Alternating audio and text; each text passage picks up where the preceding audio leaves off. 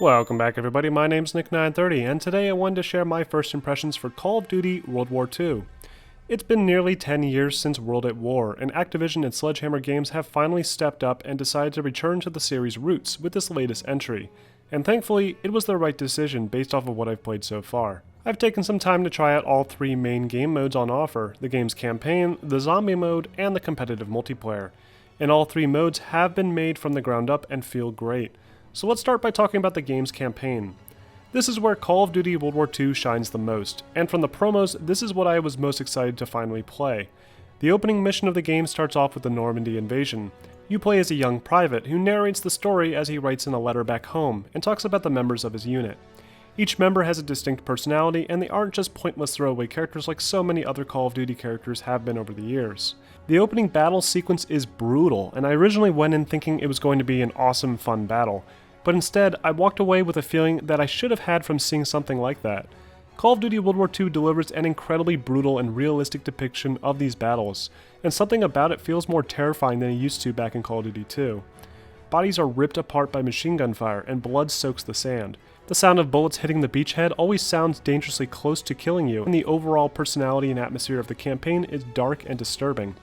It's exactly what the franchise needed, and it's a return to form for a series that once didn't glorify war but instead taught what these men went through back then.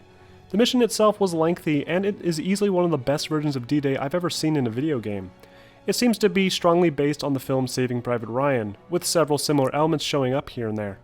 There was a lengthy quick time on rails segment as you drag a body through the field, but the level was lengthy enough that it didn't really detract from it at all, and it was pretty intense either way.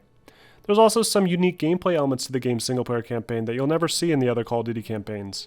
You can no longer regenerate your health. Any health lost needs to be patched up with little health pickups you find scattered throughout the mission, or acquired from your unit's medic.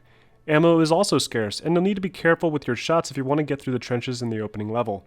The game's campaign is the most polished I've seen a COD campaign in years, and so far I am loving it. Now let's talk about the zombie mode. Once again, Sledgehammer Games has set out to mix things up and change what we've come to expect from the classic zombie killing game mode. This zombie mode is designed to be much scarier than before, with horror stings playing every time a zombie suddenly appears on your screen or drops down in front of you, and intense music playing when you begin to feel overwhelmed.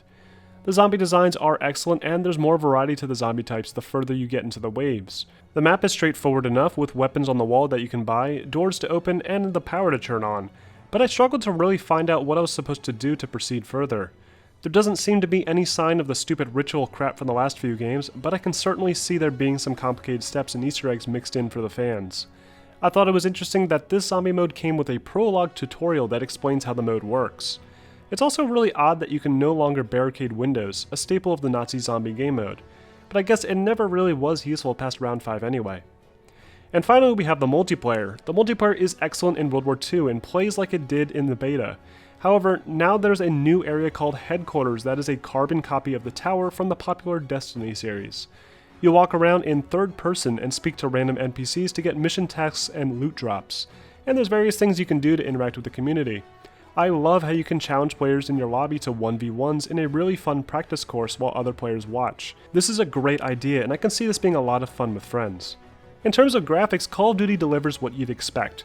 The visuals look phenomenal in the game's single-player campaign, and are decent enough in both zombies and multiplayer. This isn't on the level of Battlefield 1, but it's impressive nonetheless. The character models in the game's campaign are superb and actually look better than they do in Battlefield, and the water along the beach here looks really good. The actual gun models look a little bland, and the combat feels the same as it did in 2008, but it is the best looking Call of Duty game so far. Anyway, that's all I have so far. I hope this video was helpful. Make sure you like and subscribe, and stay tuned for a full review next week.